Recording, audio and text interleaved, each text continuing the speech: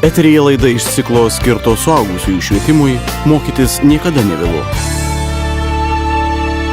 Šiandien kalbame apie įvairias laisvalaikio formas ir saviraišką. Lietuvoje medžioklės principas ir devizas yra: kas negloboja, tas nemedžioja. Nėra nė vienos kitos laisvalaikio formos, kuri būtų taip griežtai reglamentuota, sako Lietuvos medžiotojų ir žvejų draugijos pirmininko pavaduotojas Eugenijus Tijušas. Norėdamas tapti medžiotoju, pakliūni į begalės instrukcijų ratą, mašiną. Nuo pat pradžių medžiotoju gali tapti tik tai metus atlikęs stažuotę kolektyve, tai paprastai pasakius, apsiuostęs ir pamatęs iš arti, kaip visa tai vyksta.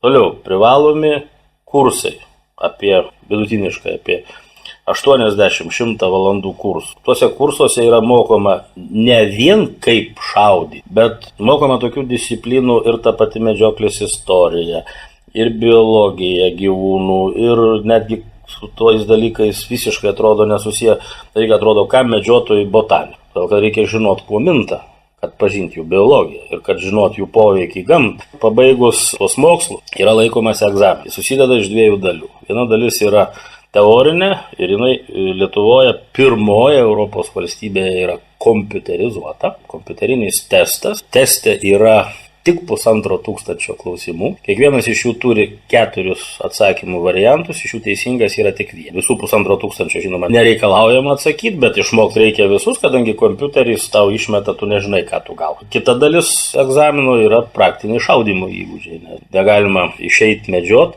nemokant šaudyti, nes kitaip tu būsi pavojingas aplinkai, žmonėm, naminiam gyvuliam, tiem patiem gyvūnam, žalosi juos. Todėl taiklus šaudimas irgi yra viena iš privalomų sąlygų. Dabar, kad galėtum šitą egzaminą laikyti, privalai pristatyti krūvą pažymų, nuo medicininės iki teisinės, kad nebuvai baustas, kad nesi sugautas brakonieriaujant, kad esi sveikas ir taip toliau ir panašiai.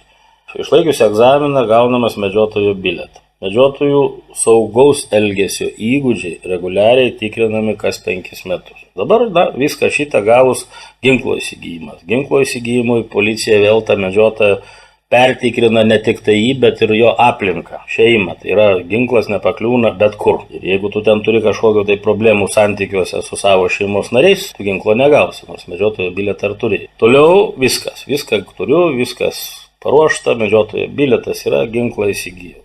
Medžioklė reglamentuoja medžioklės įstatymas ir medžioklės taisyklės. Medžioklės įstatymas tai jisai tam tokius aukštesnius, globalesnius dalykus, kokiom sąlygom, kokiom priemonėm galima medžiot, kaip naudojamasi medžioklės plotais, ten santykiai tarp medžiotojų, žemės savininkų ir visi kiti dalykai.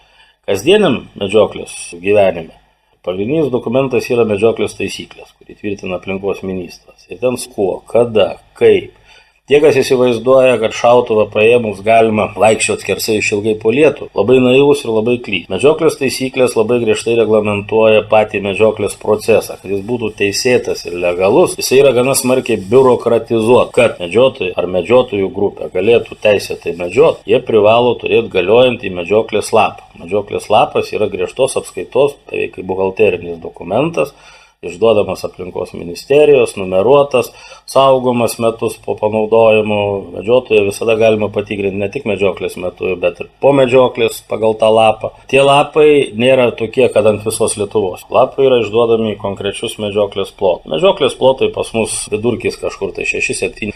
Tai va tas medžiotojas priklausantis kažkokiam tai medžiotojų kolektyvui arba turintis nuosavybę į medžioklės plotus, individualią tą nuosavybę, jisai įgauna su to medžioklės lapu teisę medžiot va tik tai toj labai ribotoj teritorijoje. Dabar toj teritorijoje vėlgi, net tada, ką aš noriu ir kada noriu, bet tada, kaip surašyta taisyklė. Visiems medžiotojams gyvūnam yra nustatyti medžioklės terminai, nustatyti medžioklės būdai, kokiais galima juos medžioti, nustatytos medžioklės priemonės ir įrankiai. Šitoje vietoje yra labai griežti apribojimai. Medžiotojai negali naudotis kariniais ginklais, medžiotojai negali naudotis naktinio matymo taikymosi prietaisais.